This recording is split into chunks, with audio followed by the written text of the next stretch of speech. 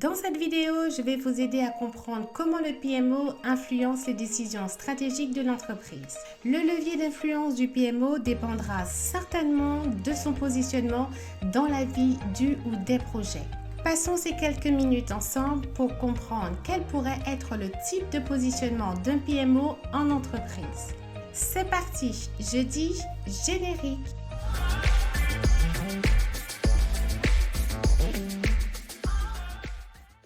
Welcome to my YouTube channel. Très contente de vous recevoir. Un petit rappel pour ceux qui ne me connaissent pas. Donc, je suis Monica Montou avec plus de 15 ans d'expérience dans le domaine du management de projet et de l'audit. Dans cette nouvelle vidéo, je vais mettre l'accent sur le type de positionnement du rôle du PMO au sein de l'entreprise. Avant d'aller plus loin, si vous n'avez pas vu la vidéo où je définis le terme PMO, les rôles et les compétences, n'hésitez pas à la visionner si vous êtes intéressé. Je vous mets le lien juste au-dessus. Voyons en détail comment le PMO influence les décisions stratégiques de l'entreprise. Si vous êtes nouveau ici, songez à vous abonner.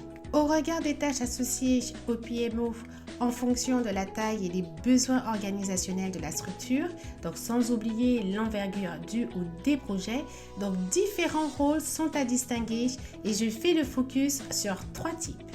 Vous avez le PMO opérationnel, donc lui c'est le copilote du quotidien.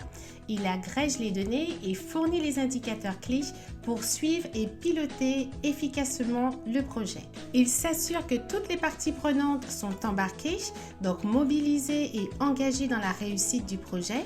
En second rôle, vous avez le PMO central, donc lui, il prend de la hauteur pour être un atout incontournable pour les dirigeants et ou les directeurs.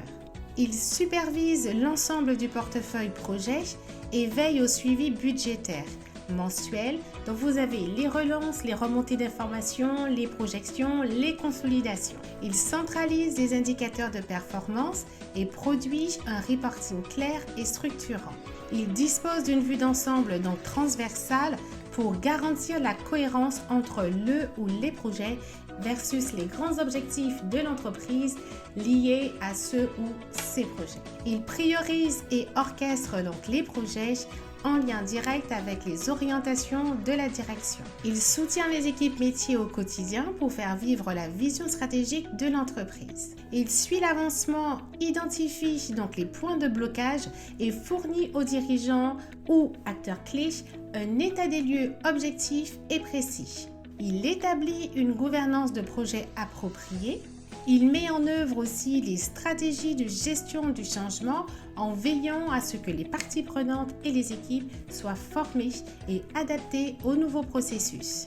Restez bien jusqu'à la fin parce qu'il existe des distinctions à prendre en compte dans ces 3 rôles. N'hésitez certainement pas à partager vos réflexions juste en commentaire. Je serai aussi ravie d'y répondre. Et enfin, nous avons le PMO stratégique. Ici, on entre dans le pilotage de haut vol. Le PMO stratégique prépare, anime et assure le suivi des comités par département ainsi que des comités transverses. Il fait vivre les ateliers de travail dédiés à l'optimisation des processus, donc toujours dans l'optique de l'amélioration continue. Il coordonne la conception et le déploiement des projets, donc stratégiques du groupe, en relation étroite avec les directions financières et les métiers. Il analyse les données pour détecter les leviers d'amélioration et il propose des plans d'action concrets pour renforcer l'efficacité des activités clés. Il met en place une gouvernance projet solide, acceptée par tous les membres, je dirais chapouf, et des contrôles aussi internes adaptés. Il accompagne les changements en profondeur, en formant et en préparant les équipes aux nouveaux modes de fonctionnement. Nous aurons l'occasion donc tout au long de notre parcours que je vous mette en avant quelques missions qui s'y rapprochent par rapport à ces 3 rôles.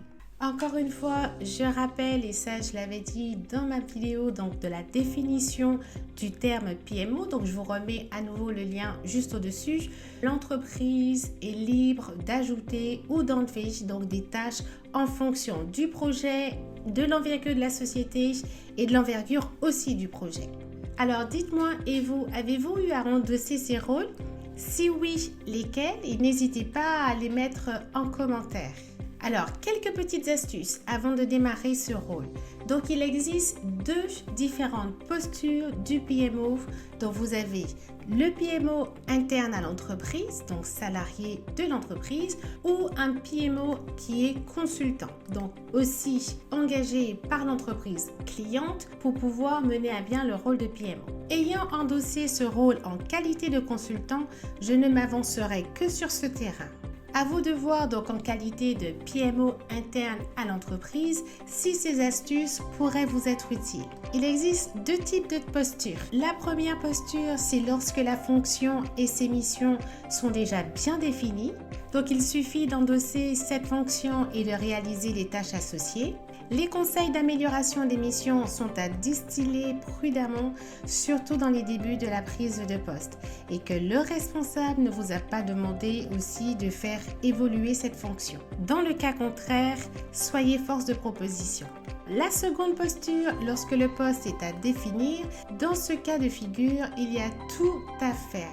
Vous avez carte blanche pour évaluer la définition et le positionnement du rôle de PMO, donc en corrélation avec la dimension du ou des projets, être en capacité d'être force de proposition en mettant en évidence les plus et les moins des missions proposées avant déploiement, afin d'être aligné avec les besoins du client. N'oubliez pas, si vous avez aimé le contenu, pensez à vous abonner si ce n'est pas encore fait, à liker et à partager cette vidéo. Nous avons mis l'accent sur le PMO opérationnel, donc qui lui est le copilote du quotidien.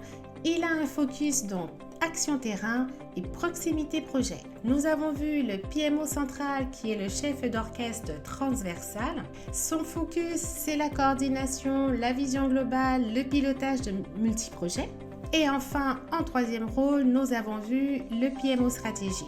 Donc lui, c'est le coordinateur des projets stratégiques de l'entreprise. Son focus, donc cohérence stratégique, coordination métier et soutien au changement. Après avoir vu comment le PMO influence les décisions stratégiques au travers de son positionnement et ainsi que son rôle en qualité de consultant, je vous proposerai à l'avenir des cas concrets où ces tâches ont été réalisées lors de missions dans des secteurs d'activité variés. Quel aspect du PMO avez-vous aimé? Donc n'hésitez pas à me partager dans les commentaires. Pour info, le lien de la vidéo que j'ai mentionné au début de cette vidéo, donc sur la définition du terme PMO, son rôle et ses compétences, donc vous trouverez le lien de cette vidéo dans la description. See you soon guys!